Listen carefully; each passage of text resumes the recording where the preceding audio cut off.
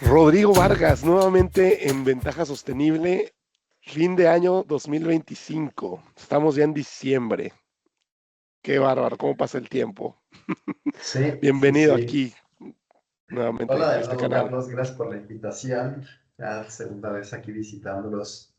Hace, justo estábamos revisando un poco de fechas. Hace casi 2 años que platicamos por primera vez. Sí, Y pues bueno, como todo en la vida, cambia y evoluciona, ¿no? sí, me encanta que eres también el primero que viene por segunda vez. Entonces ese Bueno, ciclo se está repitiendo y es un buen augurio para mí también. El que vengas una segunda vez a contarnos qué ha pasado en estos últimos casi 2 años. sí. También me da mucho gusto ver que el podcast del espacio pues ya lleva su buen rato, sus 2 años, ¿no? Y Sí, sus varias temporadas. Entonces, felicidades por ese trabajo muchas que se han gracias. echado también, porque es una buena chamba. Entonces, Es verdad, felicidades por sí. eso. Gracias, sí, lo aprecio mucho. La verdad es que da gusto que me lo digas, la verdad, porque sí hay mucha gente detrás, cambios y todas esas adaptaciones, que bueno, en tu caso, vamos a enfocarnos también sobre lo que eres tú a nivel profesional el día de hoy. Hace poco anunciaste una presentación de resultados de lo que es Querétaro Circular, ¿no? Cuéntanos qué está pasando en Querétaro, en nuestro México lindo y querido. Uy, pues mira, ahorita tengo el gusto de ser parte del Consejo Directivo y Director General de Querétaro Circular. Querétaro Circular es una asociación civil que si bien empezó, digamos, a platicarse todo esto un poco en corto, alrededor de 2020, y empezó ya a tener actividad pública a la mitad de 2021 como una iniciativa puramente de la sociedad civil organizada. Eh, bueno, ha pasado por varias etapas. La verdad es que como iniciativa se participó todavía en mesas de discusión para lo que después fue una ley estatal de economía circular en Querétaro. En marzo de 2022 se anuncia ya públicamente que se va a empezar a hacer una hoja de ruta. Eh, Ahí es cuando yo entro, en marzo del 2022, como parte del grupo técnico que hace un análisis sistémico del estado de Querétaro, que básicamente se identifica un poco flujo de materiales, por así llamarlo, ¿no? Que es realmente System Dynamics. Entonces, pues, se identifica qué recursos tienes, eso va desde recursos naturales, económicos, humanos, quién los utiliza, cómo se utilizan, cómo son las relaciones entre los actores, ¿no? Sector público, privado, social, académico, investigación. Y bueno, nos tardamos unos 3 meses aproximadamente en el grupo técnico, que éramos unos 30 integrantes, para hacer ese análisis sistémico a nivel estado de Querétaro. Y eso es lo que siembra, pone la base técnica a partir de la cual se empieza a redactar un primer borrador de lo que sería la hoja de ruta, ¿no? Una vez Disculpa, que se ¿eran tiene este 30, borrador, 30 personas el equipo? éramos 30 personas en el grupo técnico. Aquí tal vez, para dar un poco más de contexto, ya en ese punto la iniciativa estaba bien organizada y entonces había, digamos, tres Wow. grupos, ¿no? Estaba el consejo directivo. En ese consejo directivo obviamente eran tomadores de decisiones a nivel estado fuertes, secretarios de sector público, presidentes de cámaras de comercio, de cámaras industriales, representantes de organizaciones no gubernamentales constituidas, representantes individuales, ¿no? Había de todo, de De todo, empresas, de wow, sí, es gobierno, todo un desde universo. asociaciones de colonos, personas interesadas en lo individual. Entonces, Wow. tiene ese consejo directivo que es quien al final de la historia, con la información que se lo va proveyendo, ¿no? O, por ejemplo, ya que está estructurada la hoja de ruta, pues empieza realmente a tomar decisiones y a dirigir estos cambios reales en el sistema. Después se Ujú, tiene el grupo técnico, ¿no? Que es donde yo ujú. estaba en ese momento, que evidentemente éramos como los expertos técnicos en cuestión de metodología, de analizar, de medir, de encontrar patrones, de sugerir algunas vías de acción. Y después estaba un grupo más amplio, que era el grupo más amplio que en ese entonces, bueno, que le llamamos la Alianza, y la alianza tenía más de 120 actores de los 4 sectores. Entonces teníamos gobierno, sociedad civil, academia y sector privado. Entonces Ujú, teníamos 120 actores. Entonces cuando ya el grupo técnico hace ese primer borrador de la hoja de ruta, entonces se pone sobre la mesa con estos 120 actores y todos tienen un espacio de ser escuchados y de retroalimentar la hoja de ruta, ¿no? Y de empezar a ujú, decir, oye, pues es que como lo están sugiriendo no es posible, porque ya, y ahí es donde entra un poco el golpe de realidad a la teoría, ¿no? Pues, teóricamente debería pensar así, oye, sí, pero en la vida real así no es, ¿no? Entonces, ujú, el ujú, actor que vive eso todos los días, donde puedes encontrar de todo, pero hablemos, por ejemplo, de una asociación de recicladores, te dice, oye, es que así no pasa. Y así no puede pasar, ¿no? Porque tenemos ujú, estas complicaciones y estos retos en la vida real. Y lo que tú sí quieres es utópico, entonces fue esa discusión ya que duró también otros 3 meses aproximadamente, entre discusiones, presentación de la hoja de ruta, adaptaciones, porque al final la hoja de ruta lo que también trae son como proyectos específicos, con responsables específicos y fechas compromiso específicos. Entonces también te iban diciendo, ¿sabes qué? Yo no voy a ser responsable de esto. O sí, ser responsable por la fecha que me estás poniendo es irreal. Entonces no puede ser para tal año, es para tal año. Entonces, toda ujú, esta discusión también dura aproximadamente unos 3 meses hasta que finalmente se publica la hoja de ruta en enero de 2023.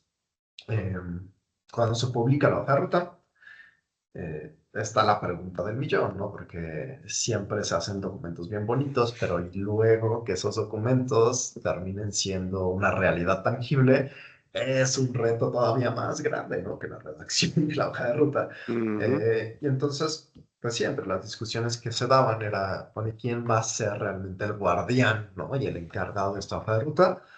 Y es cuando se decide que Querétaro Circular, pues no puede seguir siendo una iniciativa social, digamos, informal, por así llamarlo, o sea, ujú, sin una personalidad jurídica, y ujú, entonces decide hacer una asociación civil. ¿Por qué? Porque una asociación civil sí tiene capacidad de recibir fondeos, tiene capacidad de operar, tiene capacidad de hacer, ¿no? Y tiene un compromiso mucho más fijo. Y entonces, la realidad es que, pues, ningún otro actor es su esencia, el ejecutar la hoja de ruta. No le puedes pedir al gobierno que tiene otras ujú, cosas que se ocupe de la hoja de ruta. No le puedes pedir a la industria que tiene otras cosas que se encargue de esto, ¿no? Porque de nadie es su core. Entonces, bueno, por eso se hace formalmente como asociación civil. Querétaro Circular se vuelve el core, realmente su misión, el ejecutar la hoja de ruta, ¿no? Y ujú, eso fue en agosto de 2023. Y pues ya cumplimos ya como asociación civil 2 años y medio aproximadamente. Cuando se constituye la asociación, yo también soy parte del consejo directivo, me invitan a ser parte del consejo directivo. Y a finales de 2024, de hecho, nos tardamos prácticamente un año y medio, de mediados del 23 a finales del 24, en obtener recursos económicos, lo cual también es otra barrera, ¿no? Y siempre lo platico en varios espacios. Quien haya tenido la experiencia de emprender o de empezar una organización desde cero, es un ciclo vicioso, restrictivo, que es difícil de romper, ¿no? Esa inercia del arranque. Porque si tú vas y pides, por ejemplo, financiamiento para hacer tus proyectos, ¿qué es lo que te piden? Pues evidencia de que tú has hecho algo, ¿no? Que al ujú, mismo tiempo le dices, pues sí, pero es que yo no puedo hacer algo porque no tengo el recurso para hacerlo. Y entonces ahí es donde se cierra el ciclo y de repente es, oye, ¿me das lana? Sí, sí, me demuestro que ya hiciste algo, pero es que no puedo hacer algo porque no tengo lana. Ah, pues entonces, y eso es una bronca, ¿no? Entonces, a nosotros nos costó aproximadamente año y medio romper esa barrera, obtener los recursos financieros, y eso fue a finales del 24, y entonces a finales del 24 el consejo me invita a ser director general. Entonces, bueno, digamos que básicamente a partir de oficialmente noviembre 24, pero operativamente realmente a inicios del 25, ya como director general empezamos, o sea, ya con esta estructura operativa, ¿no? Se empieza a operar un proyecto en campo, que es lo que hicimos este año. Este año ejecutamos un proyecto de caracterización de condominios de Querétaro, La intención, básicamente, del proyecto tiene tres fases. Una es entender qué es lo que está pasando hoy en día, cuánto generamos, de qué generamos, quién se lo lleva, dónde se lo lleva, cuánto cuesta, cuáles son los impactos ambientales, sociales y económicos del sistema actual que tenemos y cómo podemos mejorarlo, ¿no? ¿Cuál sería ese sistema utópico al que queremos llegar? La segunda etapa es implementarlo. ¿Ok? Una vez más, ya tenemos la teoría y el modelo maravilloso que según nosotros debe funcionar. Y cuando lo pones a prueba, pues tendrá sus mil y un modificaciones, porque pues desde cosas tan simples como que no hay dónde poner los botes, o que los botes se los llevaron, o que la gente no lo hace bien porque no sabe, porque no quiere, porque lo que tú quieras, y empezar a adaptar ese sistema a un sistema real, ¿no? Realmente realista. Y ya la tercera etapa sería la parte de replicación y escalamiento para empezar a ponerlo en varios condominios y hasta llegar a un nivel estatal. Entonces, en ese punto estamos, terminamos la primera fase. Para mí, me parece que es un estudio que valió mucho la pena. Muchas veces o nos hemos encontrado varios espacios donde como que ponen cara un poco de, ¿y qué tan valioso es esto, no? Porque caracterizaciones ha habido un montón y ha habido siempre, ¿no? Y es que hay varias características distintas. Normalmente las caracterizaciones, número uno, lo hace un sector público para entender a nivel territorial qué es justamente pues, volumen y estas características de los residuos, pero a nivel municipal es lo mínimo. O sea, normalmente es un nivel gubernamental, entonces municipio o estado, para poder tener un reporte anual, que es lo que se publica anualmente, y eso es como el reporte de los residuos de México en el año tal, ¿no? Sí, Pero esas caracterizaciones son una recolección pues, masiva, en el mejor de los casos, en 3 días a lo largo del año, como en diferentes estaciones, estación seca, estación de lluvias y alguna otra, como para ver esa variabilidad. Pero pues tienes uno, dos, máximo 3 puntos de muestreo a lo largo de un año, ¿no? Y esa, pues pierdes fidelidad de lo que realmente pasa en el modelo, ¿no? Entonces, esa es una primera diferencia. Nosotros lo hicimos a lo largo de 30 días naturales. Entonces, en ese condominio se recoge la basura 3 veces a la semana. Entonces, nosotros tenemos 15 puntos de muestreo en un mes que nos permiten ver los patrones de generación de residuos desde días pues, fines de semana, días laborales, algunos días feriados, días de inicio de mes, de final de mes, de medio de mes. Y eso te permite una fidelidad mucho más interesante, ¿no? De verle esos comportamientos. Otra diferencia relevante es que se mete toda una rama de estudio social. Entonces, no solo agarramos la basura y vimos que había, sino que entrevistamos a los residentes y entonces tenemos esa rama de saber cuántas personas son, qué demografía, edades, educación formal, percepción económica, frecuencia de percepción económica, patrones de consumo, patrones de generación, y entonces ujú, empezar a correlacionar esas dos cosas, ¿no? Oye, pues entiendo. sabes que nosotros vemos un montón de cartón, ¿no? Cosa que no sale en el muestreo nacional, ¿por qué en esto sí? Ah, pues es que pedimos un montón de plataforma, por ejemplo, ¿no? Envíos digitales. Entonces, ¿qué implica? Pues que trae la capota y la caja y la cajita y al final sacas tu lápiz. Y entonces, pues un montón de cartón, luego es un montón de basura. Entonces, empieza a haber esa correlación y ese entendimiento desde una visión de economía circular de, pues el chiste no es gestionar la basura, el chiste es evitar que exista la basura y eso es prevención y eso es educación y eso es planeación, ¿no? Y lo que ya es inevitable, o sea, ahora sí ya lo gestionamos, pero no lo gestionamos para ver dónde lo hacemos desaparecer, ¿no? Abajo de qué alfombra lo avientas, sino pues cómo lo podemos reintegrar a un sistema, aprovecharlo. Entonces, bueno, esas son como algunas de las diferencias entre la caracterización que hicimos y las que normalmente se hacen, y de ahí pues, salen varias líneas de trabajo, ¿no? Que a partir de ahora vamos a empezar a desmenuzar. Y eso incluye siempre los 4 sectores, líneas de trabajo a sector público, a sector privado, a sociedad civil, a academia. Y por ejemplo, el próximo año va a haber un foco muy fuerte en la parte de orgánicos.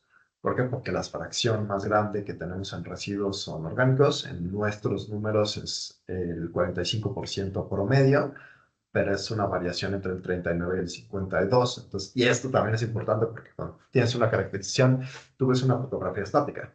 Entonces tú dices, 45%, y entonces pues tenemos que poner botes de basura para el 45%. Pero pues que no todos los días 45%, ¿no? Y por algo se desbordan, porque hay días que no lo son, y hay días que están medio vacíos, por así llamarlo. Entonces, Sí, nosotros identificamos un rango del 39 al 52. Eso quiere decir que la infraestructura debe estar diseñada para un 52 para que nunca sea rebasado, ¿no? Y ya después irlo manejando. Entonces empezaremos por orgánicos durante 2026. 2027 nos iremos a lo que llamamos orgánicos industrializados, es decir, que sí tiene un origen orgánico, pero no puede ser regresado a ese ciclo biológico, dígase, por ejemplo, cuero.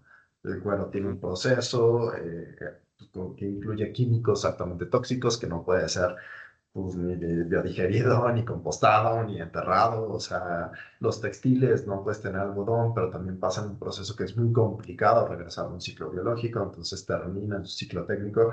Eso es lo que llamamos orgánicos industrializados. Después ya los valorizables, que es todo lo que hoy en día sí tiene un mercado económico y por lo tanto tiene un sistema aprovechable.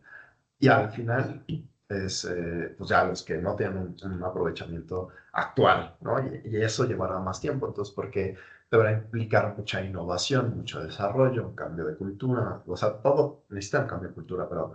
Y en cuestión de porcentaje estamos hablando de un 45 orgánicos, 35 orgánicos industrializados, 15 valorizables y 5 no valorizables. Entonces, si nos vamos en ese orden prioritario, es una manera inteligente como de enfocar los esfuerzos y decir, pues primero nos vamos a abocar a desaparecer la mitad del problema y después, pues, la mitad del problema, ¿no? Y luego y te lo vas llevando así en lugar de algunas prácticas actuales que tienen su valor, pero pues cuando te enfocas, por ejemplo, en plásticos, los plásticos en cuestión de un porcentaje total es un porcentaje muy bajo, ¿no? Y luego tiene sus montón de interesante. complicaciones porque dentro de plásticos tienes sí, oficialmente 7 categorías, pero la realidad es que tienes cientos de plásticos de ingeniería que necesitan un proceso muy específico y entonces pues está muy cañón. Cuando hablamos de orgánicos es más sencillo, no lo doy por solucionado, ¿no? Pero es mucho más posible decir, ¿sabes qué? Pues todo se va a un biodigestor y lo que no entra a biodigestor se va a compostaje, ¿no? Y prácticamente ahí tienes un 100%. Y tienen dos tecnologías, por así llamarlo. Entonces, digamos, creemos que es una manera optimizada de aprovechar los recursos que tenemos. Me fascina el tema, cómo lo manejas de bien. Tengo varias preguntas que he ido eh, tratando de sacar. Por ejemplo, me gusta mucho que es una multidisciplinaria, una asociación civil multidisciplinaria. ¿Qué tanto de ese trabajo para poder transmitir todo este gran conocimiento que manejas, que se nota en esta pequeña charla que hemos empezado apenas, se nota todas las dimensiones en las que estás moviéndote? Sin embargo, me llama la atención, decíamos que eran 30 técnicos. Luego llegaron 120 actores de otras asociaciones o de otras uniones de trabajadores o de lo que fuera, ¿no? Industrias, etcétera. ¿Qué tanto te consume eh, para llevar todo este trabajo a cabo, que es, wow, increíble? Felicidades también por eso. ¿Qué tanto te consume el poder transmitir lo que se quiere hacer? Porque, pues porque, y voy haciendo las preguntas un poquito, ¿no? Y ya a partir de ahí puedes volver a llevarnos de la mano. Sería interesante que nos hablaras de cómo se hacen esas reuniones, cómo delegas esto, que en este caso el ejemplo que nos das con el condominio, yo me quedaba pensando, esto es como, ¿de qué sirve tener el censo de la basura, el censo poblacional, pero después no tomas decisiones de qué le va a pasar a esa población? En este caso, a la basura o a los desechos, ¿no? O sea, tú te estás yendo más allá de ese, digamos, censo. Y entonces, ¿cómo lo vas a lograr? Lógicamente que esto es comunicación, esto es sostenibilidad, esto es un montón de cosas, pero un montón de gente. Y a mí me llama muchísimo la atención cómo se transmite esa comunicación, cómo lo logras, dónde te has caído, dónde has tenido bemoles o problemas y dónde están los grandes éxitos. Si nos llevas un poquito por ahí, encantados de escucharte. Mira, el gran reto que yo ahorita tengo o siento es que hay demasiada información y siento que todavía falta más información dentro de la mesa, ¿no? Hay muchísimas piezas en rompecabezas. Yo lo que, digamos, un poco en mi tren de pensamiento siempre es, yo hago investigación y traigo como toda la info y pongo las piezas sobre la mesa y después empiezo a armar ese rompecabezas, ¿no? Y hasta que tengo una fotografía de lo que es ese rompecabezas final, digamos, a un porcentaje considerable, no te digo completamente detallado, porque eso también he aprendido con el tiempo, que nunca puedes tener un plan perfecto e infalible y que te vas a tardar un montón en hacerlo y después tienes parálisis buscando esa excelencia, ¿no? Que nunca va a llegar. Y que la realidad es que tienes que empezar para ir descubriendo los más, o sea, que van a ir apareciendo más retos y no hay manera de prever eso más que caminando, más que operando. O sea, y tienes que operar para caerte 1000 veces y entender por qué te caíste y arreglar el hoyo en el que te caíste, ¿no? Entonces, pero tiene que haber una fotografía suficientemente clara para saber hacia dónde vamos. Y eso ha sido un reto porque parte de lo que desde el inicio se ha dicho es no vamos a hacer proyectos que no puedan, número uno, ser verificables, número dos, generar impactos reales y significativos, y número tres, que puedan mantenerse en el tiempo. Por ejemplo, yo no quiero, no, no es la idea y a toda costa se está evitando el hacer como proyectos paliativos, por así llamarlo. Decir, ah, no, pues ya entendimos, ahora vamos a poner un montón de botes de basura, ¿no? Aunque sabemos perfectamente que van a seguirse gestionando de la misma manera. ¿Por qué? Pues porque los gestores de residuos se lo van a llevar juntos. ¿Y por qué? Porque van a llegar al mismo relleno sanitario. ¿Por qué? Entonces, eso era parte, ¿no? Y eso es algo que a veces es necesario decir. Pareciera, no sé, tal vez desde la parte académica, tú dirías, claro, es necesario tener dibujado el sistema, ¿no? Pero desde la parte un poco más aterrizada, y no nos encontramos en los condominios que decían, ¿para qué hacen tanto show? Pues dime en qué botes, ponme botes y tú dime en qué botes yo separo la basura. Dije, pero es que ese no es el punto. Porque yo mañana te puedo traer 6 botes y decirte empiezas a separar en 6 botes. Y después, ¿yo qué hago con esos botes? Si yo sé perfectamente que no importa cuántos botes tengamos, se los va a llevar el mismo monito al mismo hoyo. Entonces, ¿para qué te pongo a separar? ¿Para qué me pongo a instalar un montón de botes? Si esto no va a tener sentido, ¿no? El análisis es para entender, y por ejemplo, una de las conclusiones a las que llegamos es que no necesitamos 6 ni tantos botes, ¿no? Porque ahí también es súper debatible, o sea, las metodologías de separación, bueno, desde la señalética, ¿no? Los colores no están definidos, las categorías no están bien definidas, y te puedes encontrar infinidad de metodologías diferentes. Hay pueblos en Japón que tienen 60, 80 separaciones, ¿no? Y en México no hay ni dos, o sea, y después te vas a donde quieras, o sea, y tú lo sabes, tú estás en Alemania y tienen su separación, pero ¿qué tanto varían esas separaciones incluso entre ciudades o regiones? Yo acabo de estar en Italia, ¿no? Y decía, ah, padrísimo, ¿no? Porque están los botes y están los colores y ya todo está determinado. Y cada vez que me cambiaba de ciudad, diferentes colores, diferentes colores, diferentes colores. Oye, no manches, ¿no? O sea, en un territorio tan pequeño. Entonces, esa inconsistencia genera confusión y esa confusión genera problemas y bueno, X. El punto es que no se puede tomar otros ejemplos y traerlos así tan vanamente, ¿no? Y eso es algo que lo sabemos perfectamente desde el lado técnico. La adopción no va directa, ¿no? Tiene que haber una adaptación de los proyectos, una tropicalización. Entonces, ¿qué es lo que vemos? Es que no necesitamos con 3 botes ahorita es suficiente. ¿Cuáles? Orgánicos, valorizables, no valorizables y tal vez una categoría especial que es cartón. ¿Por qué? Porque en nuestro estudio el 45% es orgánico, el 26% es cartón, y con esas dos ramas tienes 3/4 partes del problema. Con 2 separaciones, tienes 3/4 partes del problema. ¿Para qué te pongo otros 5, 7, 9? O sea, si con 3 por ahora es suficiente, ¿no? Tiene mucho sentido lo que dices y es una razón del por qué, fíjate, al principio de la entrevista no te quise decir o no te quise hacer la pregunta de si había alguna base que habías visto en alguna otra ciudad para formar Querétaro Circular. Y lo estás contestando y a mí para mí también es la manera correcta, no puedes hacer un copy-paste. Tienes que meterte a hacer tus tablas, a hacer tus experiencias, a hacer todo, porque nadie va a venir ni a salvarnos, ni a hacer las cosas por ti. Es hasta que tú las haces, creo que yo también Sí, soy convencido de lo que comentas, que hasta que no lo haces, no entras en el juego de, es que creo mejor por aquí, ¿no? claro, Y pues felicidades también por eso. Mm, Esta variabilidad que hablas de las ciudades lo, lo contesta claramente.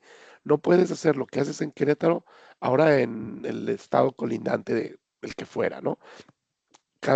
Incluso hasta cada ciudad tiene su idiosincrasia y sus residuos, ¿no? El condominio, la otra zona, no sé, tú lo sabrás mejor que todo el correcto. mundo, ¿no?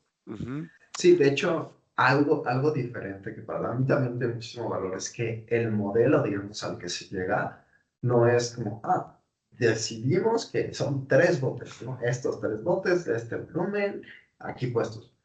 No puede ser tan impositivo, digamos así, ¿no? Tiene más bien, es un modelo por identificación y evaluación de variables. Entonces, va desde, ok, ¿cuál es tu tamaño de población?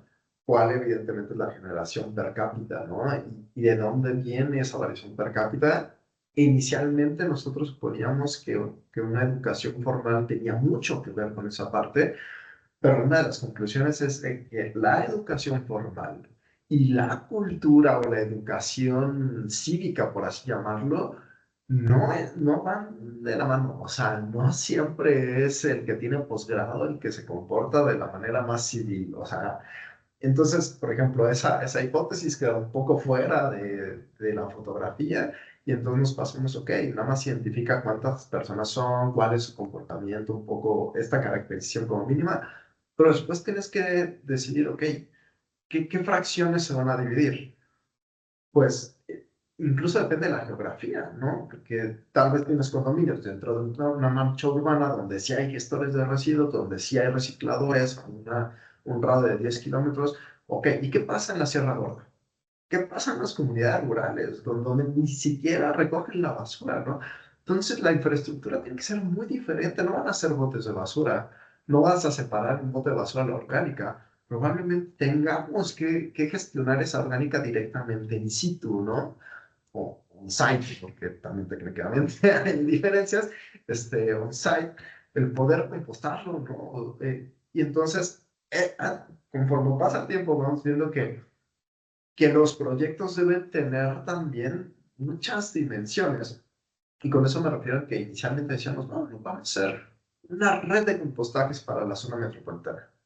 Y pues le empiezas a poner números, ¿no? Y dices, ok, de las plantas de compostaje más grandes que podemos tener son aproximadamente 80 toneladas de procesamiento diario en una superficie de 5 hectáreas, con una inversión de instalación aproximada de 30 millones por cada una. Entonces ya estamos hablando de 30 millones de pesos de instalación, más los gastos operativos, más los gastos de logística, para llegar a un volumen de 800. ¿Por qué 800? Porque la población de la metrópoli de Querétaro ya anda alrededor del 1.600.000. Entonces, 1.600.000 de habitantes por un promedio genérico de 1 kilo por persona, pues es 1.600.000 de residuos, que en toneladas son 1.600. Si la mitad son orgánicos, pues estamos hablando de aproximadamente de 800 toneladas de residuos orgánicos diarios domiciliarios, ¿no? Si a eso le aumentas, pues todo el sector turístico, hoteles, restaurantes, todo el sector agro, pues es una bestialidad, ¿no? El sector industrial, comedores industriales, pues se te fue, ¿no? Pero si quieres los 800, ¿no? Que es la línea mínima de que existimos en casa, pues son 300 millones de pesos, son 50 hectáreas, son muchas complejidades de logística. Dices, Porque, damn it. Entonces, ¿qué Y más lo puede que vale la hacer? pena hacer, lo que vale, lo valioso que es hacerlo, porque al final se habla mucho de estadísticas y de números y lo que sea, pero es que solo es eso lo que nos puede dar una guía, esa hoja de ruta que dices. Sí, Yo, mientras lo estás mencionando, me pongo a pensar en alguna discusión que alguna vez tuvimos en el porcentaje eh, en el impacto que tendría en la salud de los habitantes el bajar en el combustible la cantidad de combustibles de uso fósil con, con biocombustibles. Nada más el impacto al reducirlo en un 3, en un 5, en un 7%, el impacto que hay a la salud de las enfermedades respiratorias de los seres humanos, y estás hablando de porcentajes que no van por arriba de 2 dígitos, 7, 5, 3. Entonces, hacer algo por la basura y por el reciclaje a inversiones no de super nivel, pero que están atacando un porcentaje de 2 dígitos, de casi 2 dígitos, ya estás poniendo un granote de arena, diría yo, sí, ¿no? Entonces yo, sí, yo claro. apoyo la moción de lo que está haciendo a nivel personal, todo mi apoyo a Querétaro Circular.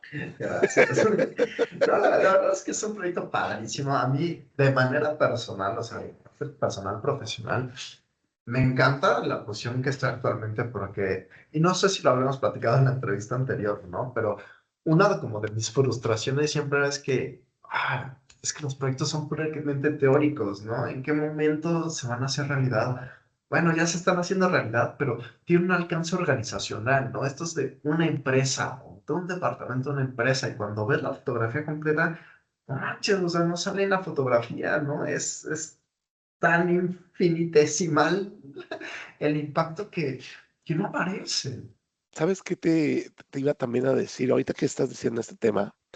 Eh, ¿Cuánto ha ayudado, por ejemplo, a ciertas zonas costeras, cuando hay mucha basura en las playas, que la gente se organice o que haya una empresa que motive a que la gente vaya y con sus propias manos, con su propio tiempo libre, vaya y meta las manos y recoja la basura?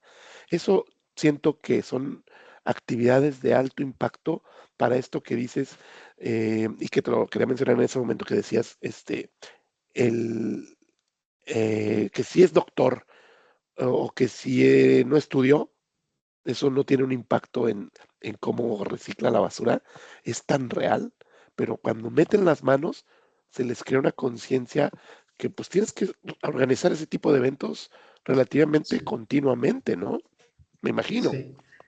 Sí, no, y aquí, a ver, es que en estas dimensiones, por ejemplo, yo ahorita te hablaba de un poco la frustración que yo tenía del impacto real, ¿no? Y porque siempre soñaba con tener un proyecto territorial. Y entonces, hoy en día estoy a la cabeza de un proyecto territorial, o sea, estatal, y eso para mí es como, wow, ¿no? Lo busqué por años y hoy estoy aquí. Entonces, esa parte me encanta. Pero también está este aspecto que tú mencionas, y es más allá de los números técnicos, ¿no? O la numeralia de decir tantas toneladas recogidas y tantas toneladas recicladas, ¿no? Porque cuando hablamos, por ejemplo, de estas campañas de limpieza de ríos, o de parques, o de barrancos, o sea, la verdad es que el impacto volumétrico es bajo, o sea, es muy bajo, ¿no? Tú recolectas una, tres, ¿no? Te metes una barranca atascada y estás todo el día, sacas 5 toneladas, ¿no? Pero el impacto educacional en el sistema y en la población es la gran diferencia. Y eso es, por ejemplo, una de las líneas de acción que tenemos, de los campos de acción en las que está basada la hoja de ruta, es cultura ciudadana, ¿no? No educación, que está incluida en esa rama, ¿no? Y que se tiene un acuerdo interuniversitario con más de 32 universidades en el estado, donde todas se comprometieron en que tiene que haber temas de sostenibilidad y economía circular en sus currículas. Eso ya, perfecto, la rama formal que decíamos, ¿no? Pero esa rama formal no forzosamente o no en todos los casos se transforma en una rama cultural. Y esa rama cultural está impactada por este tipo de actividades. cuando, aunque tú recolectes 1 tonelada, pero tuviste a 100 personas recolectando, y esas 100 personas se llevan grabadas en su cerebro y en su retina cómo se ve una barranca o un río contaminado y cómo se ve limpio, y empieza a ver, oye, y los animales, oye, y los peces, oye, ¿y a dónde llega el río? Oye, no manches, hay gente que toma todavía de este río. ¿Que no están viendo lo que hay atrás? Pues no, no lo están viendo, y aunque lo vieran, es la única fuente de agua que tienen. Entonces, también en el cerebro se va creando esta ramificación de, pues no es, no tires basura, ¿no? Es que la basura, ¿a dónde llega? ¿Y qué pasa cuando llega a ese lugar y qué contamina? ¿Y a quién contamina, no? Y entonces, eso es lo que se va convirtiendo en una cultura. Y esa cultura, cuando permea en la persona se lo lleva a todos lados. Y eso es algo que a mí me encanta explicarlo como la persona es la célula del tejido social. Por más que tú quieras arreglar el músculo completo, la realidad es que célula por célula, si tú le enseñas a las células a crecer de cierta manera, en automático vas a tener un cuerpo sano, ¿no? O sea, esa es como la teoría. Y entonces, esa cultura ciudadana, y por eso había tanta discusión de decir, es que tienen que haber capacitaciones en la industria, sí, correcto, pero no puede estar limitado a eso. Porque si tú vas y capacitas en la industria, ese conocimiento en tu cerebro se queda en la empresa. Y no va a ser el común ni el promedio ni la mayoría que ese conocimiento lo extrapole a su casa o a su vida o a su caminata o a su manejada del día. ¿Por qué? Porque eso está en el compartimiento de chamba. Y en la chamba lo pienso, pero no en la casa, no en mi vida. No como papá, no como hijo, no como hermano, no como esposo, no como conductor, no como ciudadano, no como peatón. Es chamba, ¿no? Cuando lo haces del otro lado y tú como persona dices, es que yo no puedo desperdiciar agua. O sea, ¿por qué? Porque es parte de mí el no desperdiciar agua. No me importa si estoy en la escuela, en la casa, en el trabajo, en la calle, en un bar, o sea, no desperdicio en ningún lado, ¿no? Entonces, esa programación, llamémoslo así, esa cultura realmente debe ser como persona en todos sus roles y no solo como profesionista, ¿no? Entonces, Sí, bueno, no, eso es un totalmente. pilar muy fuerte. Ujú. Sigue siendo un reto porque tiene que trabajarse todo en paralelo y es otra cosa que también lo aprendí con Mm, el tiempo, Fíjate ¿no? que ahí esa discusión, no sé si la hemos ya tenido, pero aquí alguna vez mis hijas, creo que con una cuando tenía 5 o 6 años, no me acuerdo, pero era de los primeros años de la escuela primaria, las llevan a la planta de tratamiento de aguas. Y parte de la tarea es pues, saberte las palabras, ¿no? Que pues, en alemán sí están bien rebuscadas y son unos chorizotes, ¿no? De palabras. Pero yo lo que abogo es eso. O sea, es que la cultura tiene que venir también, sí, de la familia, sí, también de la escuela, sí, de una asociación civil. Y pues suena, quizá no, ¿cómo es? Cuando das la torta y el frutzi, ¿no? Sí, como Suena demagogia, eso, ¿no? ajá, sí, exacto, pero Populismo, lo que ándale, populista, creo que esa era la palabra que quería buscar, pero es que a veces la gente no va a ir si no le dices, ¿sabes qué? Vamos a limpiar el bosque tal, porque queremos hacer una carrera de 5 kilómetros, no sé qué, y ahí les va la playera a los que vayan. Es que también la gente tiene sus maneras y eso no lo puedes a veces no tomar en cuenta. Es lo parte que decíamos de la práctica y la teoría, ¿no?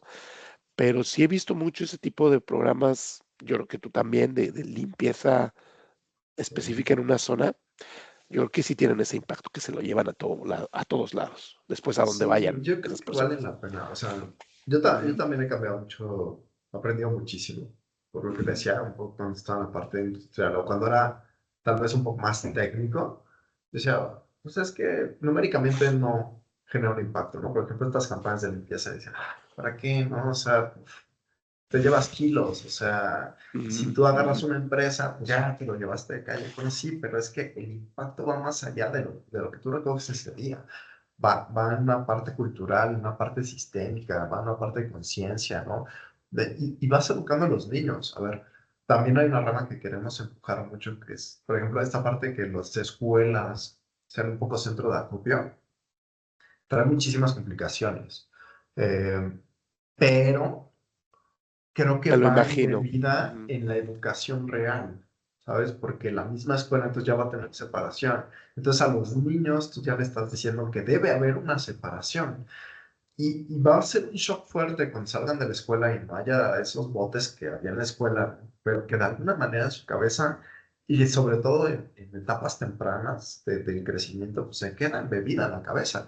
Y efectivamente, en un inicio, tendrá que ser de una manera más, o sea, tendrá que ser más adoctrinamiento que educación cultural, ¿no? Y lo hemos discutido en muchos espacios con muchas personas.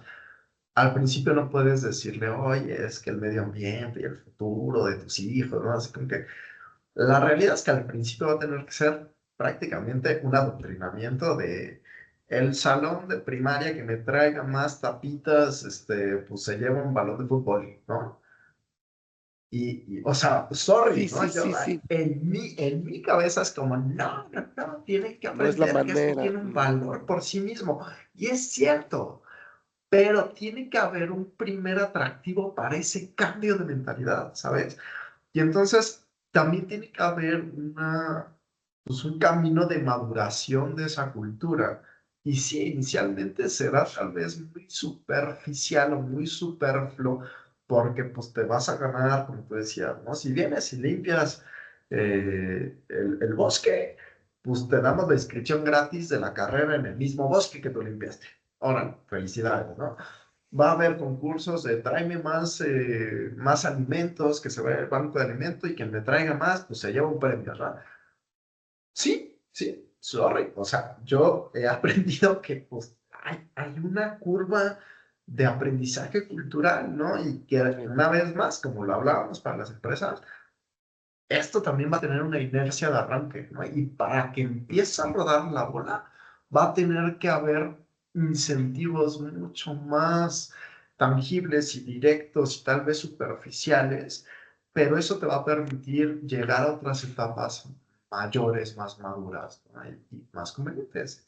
sí, Yo la sí, verdad es que totalmente. es parte de lo que he aprendido, es eso, o sea, no siempre, no puedes empezar por lo óptimo, ¿no? La verdad es que tienes que empezar por la realidad y la realidad es muy imperfecta y primero te tienes que alinear con ellos para empezar a jalarlos, porque no los puedes jalar desde la distancia, tienes que estar junto a ellos y entonces irlos un poco jalando, un poco convenciendo, un poco porque si no, pues tú estás como fuera del grupo, por así llamarlo, ¿no? Y es más complicado que escuchen a alguien lejano a ellos. Externo. Entonces, Sí, es verdad, ahí tienes también mucha razón, mucha razón.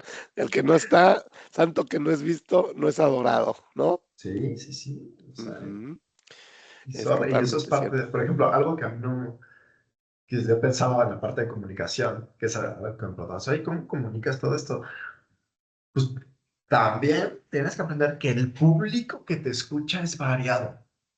Hay personas con las que no puedes usar un lenguaje técnico. Tienes que usar analogías y metáforas y tienes que ser un lenguaje extremadamente sencillo y coloquial y tangible para que entiendan, ¿no?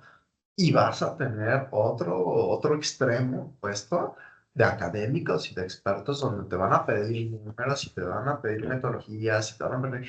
Y debes de tener la capacidad de hablar con todos ellos.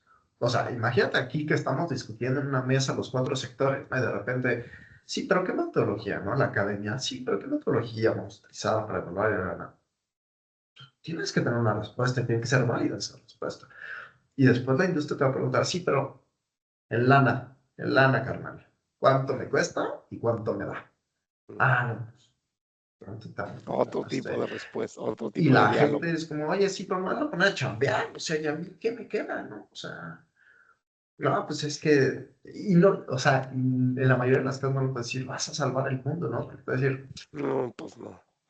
no, y luego Este, si te vas por generaciones, o sea, y si somos estereotípicos, y aquí ya, no disculpa que me caiga, ¿no? Pero normalmente las generaciones más de mayor edad no tienen tanto interés. ¿Por qué? Porque dicen, ay, brother, o sea, me estás diciendo que para el 2050 yo no voy a llegar al ya 2050, o no sea, estoy ahí, sorry, ¿no? Sí, bye, ¿no? Me perdiste. sí, sí, No sí. es, no, no en todos los casos, pero así es, ¿no? Entonces, bueno, Mm, tienes que tener esa capacidad de ser un traductor y un intérprete entre sectores, entre edades, entre un montón de cosas. Para mí es muy un divertido. rollo. La verdad es que llevo años siendo un poco ese eslabón de comunicación por mis perfiles, ¿no? Porque si bien era muy técnico, aún así era técnico en varios campos del conocimiento. Ahora estoy entrando a un terreno que para mí era completamente desconocido, que es un poco la política, ¿no? Y no, o sea, porque eso es lo que tienes que hacer, o sea, mucho de esto es acercarte, platicar, entender y entender las limitantes también, ¿no? Algo que aprendí hace un par de años y que logré meterlo en la hoja de ruta, ¿no? Cuando estaba en el grupo técnico es las fechas, el corto, mediano, largo plazo. Normalmente como que son números muy arbitrarios, ¿no? Es como un año, 5 años, 10 años. Y lo que incluimos aquí fueron los años de cambios gubernamentales. Entonces, el corto plazo era 2024, el mediano 2027 y el largo 2030. ¿Por qué? Porque en México hay cambios municipales, estatales y federales en Sí, trienios, en ¿no? desfase, ¿no? Ajá, sí. Ajá, y lo que yo aprendí es que tú, para hablar con ese sector público, tienes que hablar en sus tiempos administrativos y en sus calendarios, porque si tú le dices, oye, no es que para 2030 el municipio de Querétaro va a ser, va a decir, brother, yo salgo en el 24, o sea, Me la a mí suda, lo que pase no en me el importa. 30 me Sí, tiene sí, sí. tan sin cuidado, ¿no? Y lo mismo en el 27 y tal, ¿por qué? Porque en algunos casos es, yo necesito estrellitas para el cambio del 27. Si para el 27 tú no me das estrellitas, tú a mí no me sirves, ¿no? Que si lo quieres ver de manera más estoica, pues yo salgo en el 27, brother. O sea, no puedo ayudarte después de eso. Entonces, ¿para qué empiezo algo que sé que van a matar en la próxima administración, ¿no? Claro, Entonces, también ese lenguaje cambia. Es como, oye, ¿sabes qué? Tenemos un proyecto de 2 años para que cuando tú salgas esté hecho esto y esto y esto y tengas estos beneficios a nivel institucional, sistémico, personal, ¿no? O sea, como que y después, o sea, pero esos 3, 2 años de proyecto corto debe ser parte de un proyecto largo, ¿no? Que tú puedas seguir construyendo con otras conversaciones. Porque, por ejemplo, a nivel industrial, un proyecto de 2 años, pues no les interesa. Entonces, a la ujú, industria sí le hablas de un proyecto a 5 o 10 años, ¿no?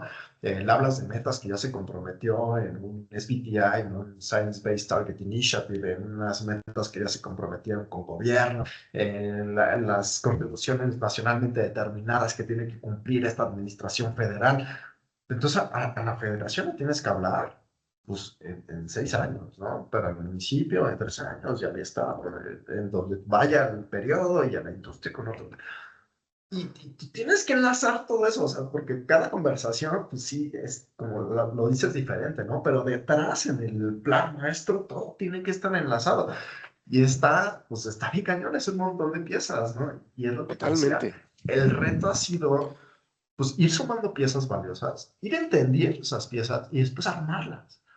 No manches, ¿cómo armas? Y ahí seguimos armando, ¿eh? O sea, Mm, porque es seguramente. muy grande el rompecabezas, pero a mí en lo personal me emociona porque el impacto que esto tiene, imagínate, si lo ponemos a nivel geográfico, pues es un estado completo, o sea, es muchísima superficie, ¿sabes?